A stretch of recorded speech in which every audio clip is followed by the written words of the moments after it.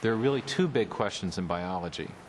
How do you get new living forms with new structures like wings and eyes from life that already exists? And secondly, how did life originate on Earth in the first place?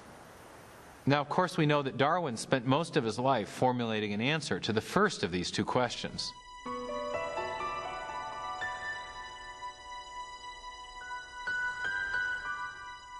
Charles Darwin compared the history of life on Earth to a great branching tree.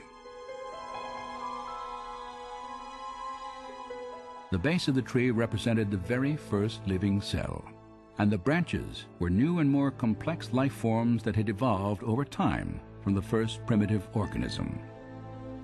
Darwin was trying to explain how the branches on the tree of life originated. He was trying to show how natural selection could have modified existing organisms to produce the great diversity of plant and animal life that fills the Earth today. But when it came to the base of the tree, which represented the origin of the first life, the first living cell, Darwin had very little to say. In fact, in The Origin of Species, he didn't even address the question of how life might have originated from non-living matter.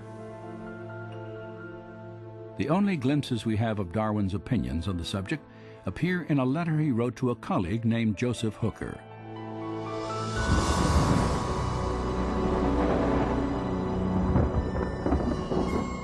Regarding the first production of a living organism, if, and oh what a big if, we could conceive in some warm little pond with all sorts of ammonia and phosphoric salts, light, heat and electricity present, that a protein compound was chemically formed, ready to undergo still more complex changes, at the present such matter would be instantly devoured.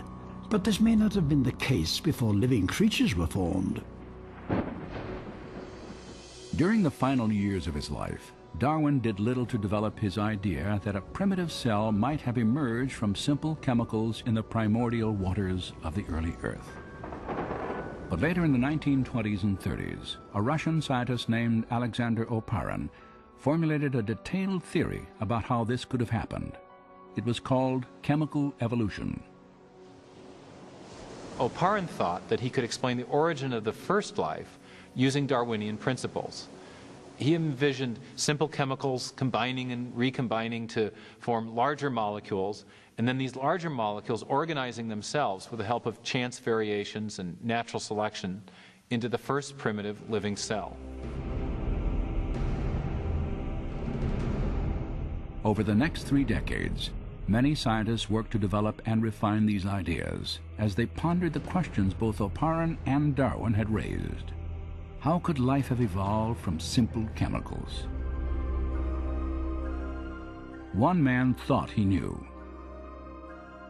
The problem of biological origins has, for a very long time, I would say, has been a real deep interest to me just because of the scale of the problem, the importance of it. Where did we come from?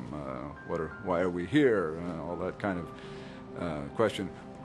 Probed from the point of view of natural science. During the late 1960s and throughout the 70s and early 80s, Dean Kenyon was one of the leading chemical evolutionary theorists in the world.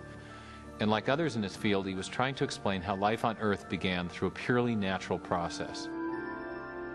In 1969, Kenyon co-authored an important book on the origin of life.